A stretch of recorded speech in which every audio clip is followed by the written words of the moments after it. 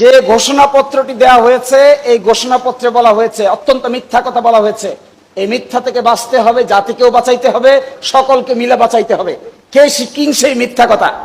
যেহেতু জনগণের দাবি অনুযায়ী এরপর অবৈধ দ্বাদশ জাতীয় সংসদ ভেঙে দেওয়া হয় এবং সংবিধানের 106 অনুচ্ছেদ অনুসারে সুপ্রিম কোর্টের মতামতের আলোকে সাংবিধানিকভাবে ডক্টর মোহাম্মদ ইউনূসের নেতৃত্বে 8 আগস্ট 2024 তারিখে একটি অন্তর্বর্তীকালীন সরকার গঠিত হয়।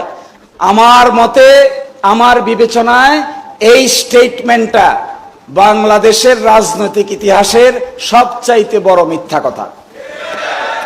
It should not be. Dr. Mohammad Yunus cannot, there is no concept of interim government in the constitution.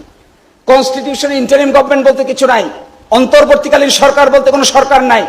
কনস্টিটিউশনের মধ্যে ডক্ট্রিন অফ নেসেসিটি যদি অ্যাপ্লাই করতে হয় তাহলে আগে মার্শাল ল জারি করতে হবে। যদি মার্শাল ল জারি না করা হয় তাহলে ডক্ট্রিন অফ নেসেসিটি অ্যাপ্লাই করা যায় না। তাহলে কি অ্যাপ্লাই করতে হবে? অ্যাপ্লাই করতে হবে সার্বভৌম পাওয়ার অফ জনগণ।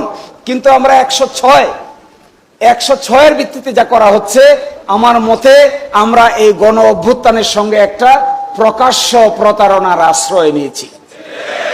লাস্ট কথা, আমরা একটা খসড়া পেয়েছি, জুলাই সনদের খসড়া দেওয়া হয়েছে গতকালকে। এই খসড়া পত্রে অনেক ভালো ভালো কথা বলা আছে, লাস্টে একটা ছোট্ট কথা বলা আছে, এই কথাটা খুবই আপত্তিকর। এটা বলেই শেষ করে দিচ্ছি, যেহেতু সাবজেক্ট ম্যাটারটা এটা। আমরা এই মর্মে একমত যে জুলাই জাতীয় সনদ 2025-এর যে কোনো প্রস্তাব, সুপারিশ অবিলম্বে বাস্তবায়নযোগ্য বলে বিবেচিত হবে। সেগুলো কোনো প্রকার কালক্ষেপণ না করেই পরবর্তী জাতীয় সংসদ নির্বাচনের আগে সরকার ও অন্যান্য সংশ্লিষ্ট কর্তৃপক্ষ সমূহ সম্পূর্ণরূপে বাস্তবায়ন করবে। অর্থাৎ এখানে প্রপোজাল দেওয়া হচ্ছে সংসদ নির্বাচনের আগে যতটুকু বাস্তবায়ন ততটুকু করা হবে, আর সংসদ নির্বাচনের পরে বাকি অংশ বাস্তবায়ন করা হবে। আপনারা কি এটার সঙ্গে একমত? No. Revolution is a revolution, বিপ্লব ইজ এ বিপ্লব, অভ্যুত্থান ইজ এ অভ্যুত্থান। অভ্যুত্থান নিজেই constitution. Solomon expression of the will of the power is itself is a constitution.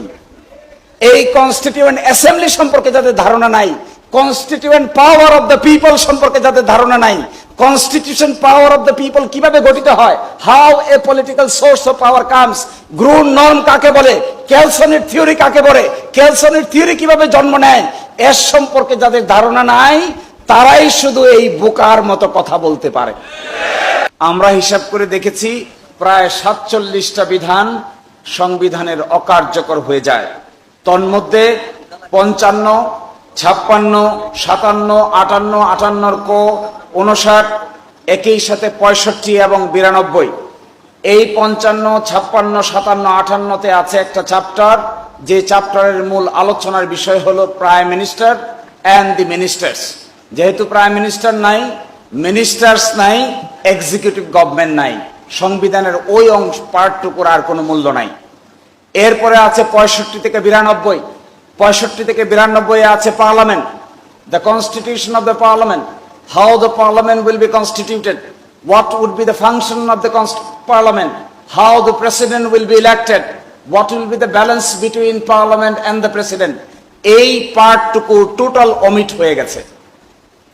একই সাথে 123 আগে ছিল নির্বাচন, পার্লামেন্ট ভেঙে যাওয়ার কতদিনের